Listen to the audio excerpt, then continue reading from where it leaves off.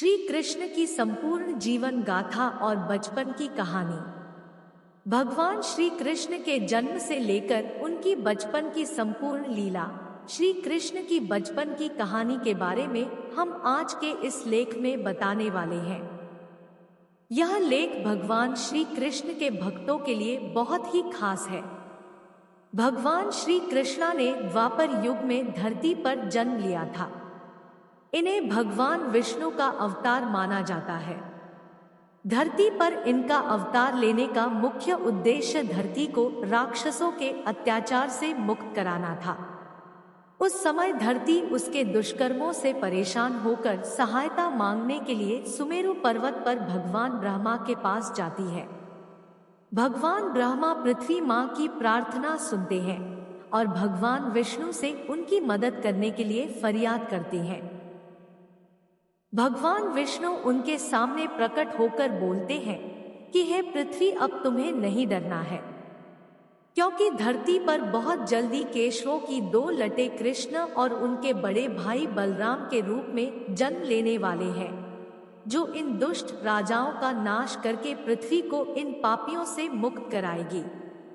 बहुत लंबे समय पहले की बात है, जब धरती पर उग्रेशन का पुत्र दुष्ट कंस अन्य राक्षसों के साथ मिलकर लोगों पर अत्याचार कर रहा था।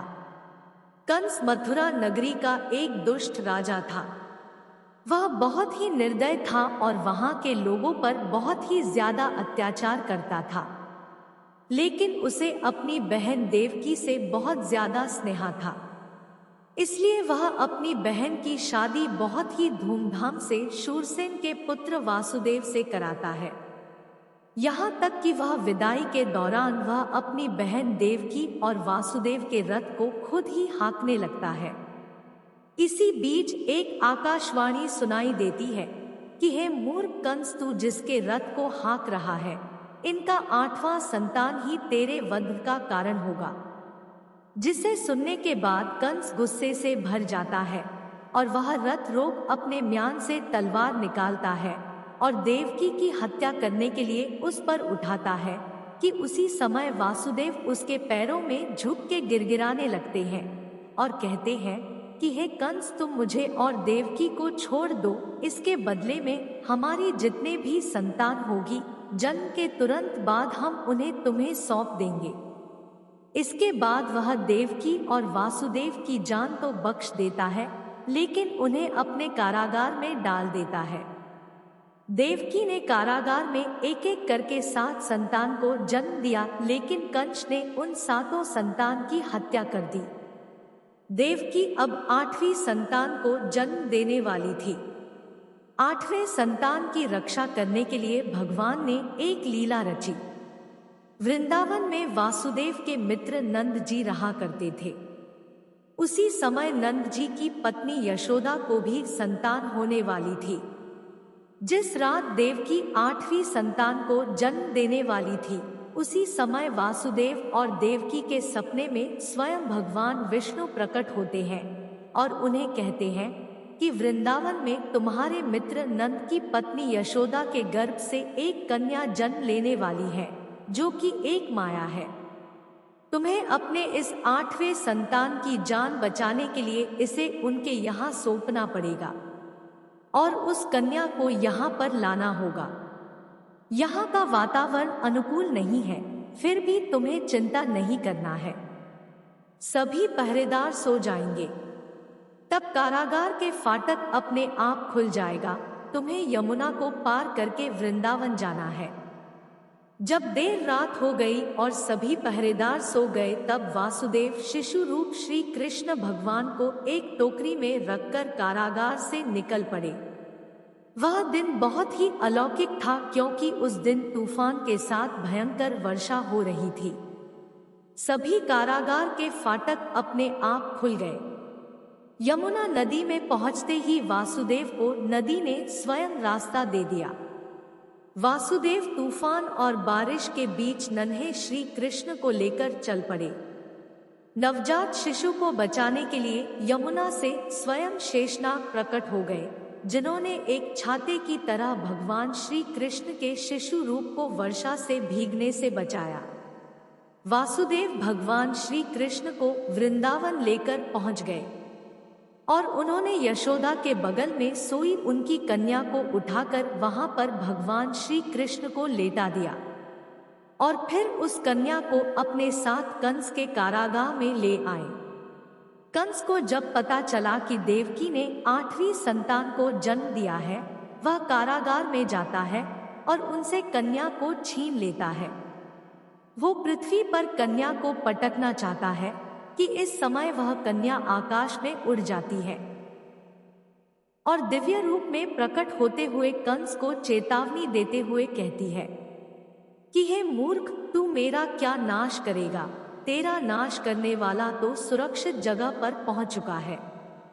जल्दी तेरे पापों का दंड तुझे मिलेगा। जब कंस को पता चला कि देवकी और वासुदेव का 8वां संतान वृंदावन में कहीं पर है, तो उनकी हत्या करने के लिए वह पूतना नामक राक्षसी को गोकुल भेजता है। पूतना एक सुंदर स्त्री का रूप धारण करके वृंदावन पहुंचती है और यशोदा के घर पहुंच जाती है। वह यशोदा को अपने संतान को अपने गोद में लेकर खिलाने के लिए आग्रह करती है। पूतना भगवान श्री कृष्ण के बाल स्वरूप को अपने गोद में लेकर थोड़ी दूर निकल आती है और वह श्री कृष्ण को स्तनपान कराती है ताकि उसके जहर से नन्हे श्री कृष्णा की मृत्यु हो जाए। लेकिन नन्हे श्री कृष्णा अपनी लीला दिखाते हैं, जिससे राक्षसी पूतना के स्तन में इतना दर्द होता है कि वह दर्द से बचाओ बचाओ चिखने लगती है। तब सभी गांव वाले वहां पहुंचते हैं तो पता चलता है कि वह स्त्री एक राक्षस है। हालांकि नन्हे श्री कृष्ण के इस लीला को कोई समझ नहीं पाया। वृंदावन में नन्हे बालकृष्ण कन्हैया या कान्हा के नाम से प्यार से पुकारे जाते थे। वह बचपन से ही बहुत ही नटखट थे। उन्हें मक्खन बहुत ही पसंद था और सबके घरों से माखन चुरा कर खा जाते थे, इसलिए उन्हें माखन चोर भी कहा जाता था। कृष्ण और उनके सखा के डर से गोकुल की सभी औरतें मक्खन को छुपा के रखती थी, लेकिन वह कहीं भी मक्खन को छुपा के रख दे, भगवान श्री कृष्णा मक्खन के हांडी को ढूंढ ही लेते थे। नटखट कान्हा की शिकायत लेकर हमेशा वृंदावन की गोपियों या अन्य औरतें मां यशोदा के पास आ जाती थी। एक दिन एक गोपी मां यशोदा के पास आकर नटखट कन्हैया का शिकायत लेकर आती है और कहती है कि आपका कान्हा बहुत ही नटखट है। मां यशोदा पूछती है कि मेरे लला ने क्या किया। गोपी बोलती है कि मैं सुबह गाय का दूध निकालने गई थी तो मैंने देखा कि किसी ने बछड़े को खोल दिया और बछड़े ने गाय का सारा दूध पी लिया। तब मैंने देखा कि कान्हा वहां पर खड़े मुस्कुरा रहा था। मैं समझ गई यह कान्हा की ही करतूत है। इसी तरह एक बार गोकुल की एक महिला मां यशोदा के पास भगवान श्री कृष्ण की माखन चुराने की शिकायत लेकर आती है। वह कहती है कि मैं आपके माखन चोर कान्हा से परेशान हो गई हूँ। मैंने मटके को एक छींक पर लटका दिया था, लेकिन तुम्हारा नटखट कान्हा अपने दोस्तों के साथ मेरे घर पर आया और मटकी को फोड़ सारा माखन चुरा लिया। इस तरह नन्हे कृष्ण का जीवन गोकुल में शरारत और नटखटपन के साथ बीत रहा था।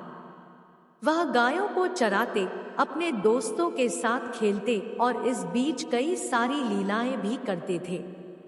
गोकुल के लोग हमेशा अच्छी वर्षा के लिए भगवान इंद्र को प्रसन्न करने के उद्देश्य से इंद्रावज यज्ञ किया करते थे। एक बार भगवान श्री कृष्ण गोप ग्वालों के साथ गाय चराते हुए गोवर्धन पर्वत पर पहुंचे तो वहां पर उन्होंने गोपियों को 56 प्रकार के भोजन रखकर बड़े उत्साह से नाच गान करते हुए देखा। उन्होंने पूछा कि यह क्या हो रहा है। गोपियों ने कहा कि इंद्र की पूजा की तैयारी हो रही है। भगवान श्री कृष्ण ने कहा कि इंद्र में क्या शक्ति है। गोपियों ने कहा कि उन्हीं के कारण तो वर्षा होती है और अच्छी फसल होती है। भगवान श्री कृष्ण ने कहा कि उनसे ज्यादा शक्तिशाली तो हमारा गोवर्धन पर्वत है, जहां पर गाय चरती है, जिसके कारण वर्षा होती है। भगवान श्री कृष्ण के द्वारा गोवर्धन पर्वत की अनेक विशेषता बताए जाने के बाद सभी ब्रजवासी इंद्र के स्थान पर गोवर्धन की पूजा करने के लिए तैयार हो जाते हैं। जब यह बात भगवान इंद्र को पता चलती है तो वह बहुत क्रोधित हो जाते हैं और क्रोध में आकर ब्रजभूमि पर मूसलाधार वर्षा शुरू कर देते हैं। इस भयंकर वर्षा से सभी ब्रजवासी भयभीत हो जाते हैं और श्री कृष्ण की शरण में जाते हैं। तब पूरे ब्रजभूमि को बचाने के लिए भगवान श्री कृष्ण अपने कनिष्ठ उंगली पर गोवर्धन पर्वत को उठा लेते हैं और फिर सभी लोग पर्वत के नीचे शरण लेते हैं जब तक कि तूफान शांत ना हो जाए। यह देख भगवान इंद्र को अपनी गलती का एहसास होता है और वे भगवान श्री कृष्णा से क्षमा याचना मांगने लगते हैं। इस तरीके से ब्रजभूमि पर श्री कृष्णा की यह लीला देख सभी ब्रजवासियों को भगवान श्री कृष्ण के दिव्य स्वरूप का ज्ञान हो जाता है। इस तरह भगवान श्री कृष्ण ने अपने बाल्यावस्था में गोकुल में रहते हुए कई लीलाएं की। उनके सांवले रंग पर भी गोकुल की सभी गोपियां उन पर मोहित थी। भगवान श्री कृष्ण के मधुर बांसुरी की आवाज सुनकर पूरा ब्रज झूम उठा करता था। चारों तरफ दिव्य वातावरण फैल जाता था। भगवान श्री कृष्णा जब 16 वर्ष के हुए उस समय में मथुरा आए और अपने मामा कंस की हत्या कर अपने असल माता पिता वासुदेव और देवकी को मुक्त कराकर अपना कर्तव्य निभाया। भगवान श्री कृष्ण के द्वारा उनके मामा कंस का वध होने के बाद उसके ससुर जरासंध ने भगवान कृष्ण की खात्मा करने के लिए वह अक्सर मथुरा पर आक्रमण करता था। मथुरा के लोगों को सुरक्षित रखने के लिए भगवान श्री कृष्ण मथुरा को छोड़कर द्वारिका में बस गए थे। यहाँ पर कृष्ण भगवान की संपूर्ण जीवन गाथा और संपूर्ण कृष्ण लीला के बारे में विस्तार से बताया है। हमें उम्मीद है कि आज के इस लेख में भगवान श्री कृष्ण की संपूर्ण लीला आपको बहुत अच्छी लगी होगी।